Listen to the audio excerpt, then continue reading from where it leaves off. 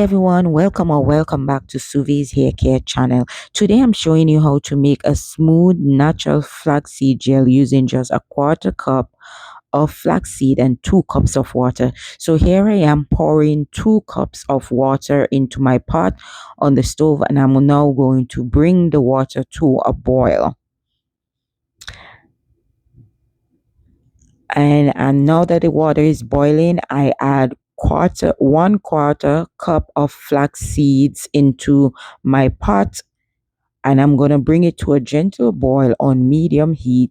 I will stir the flaxseed occasionally as the mixture begins to thicken. And at this point, you can see that the water is boiling just fine. So that's why I just give it the stir.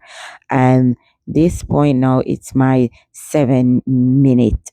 So once you see the gel foaming and the bubbles look thick and jelly-like, you turn off the heat. This usually takes about 7 to 10 minutes, and this now is the 10-minute mark. And as you can see, our flaxseed gel is ready to be strained. So while the mixture is still hot, strain it using a strainer or a stacking cup. Sorry, hot gel strain much easier than cool gel, and for safety reason it's best if you use a strainer, because as you can see, this is straight off the fire and steam is still coming out of it. It's very much hot, it's boiling hot, and if you use a stacking cup right now to strain it, you're going to get burned. That's for sure. So now I'm just straining out the gel from out of the flax seeds. And now don't throw the flax seeds away. Place the seeds back into the pot, add another 2 cups of water, and repeat the boiling process. The second batch will be slightly lighter, but it still works beautifully for styling. This gel is perfect for coily, and kinky hair. It gives your hair great slip, definition, shine, and moisture.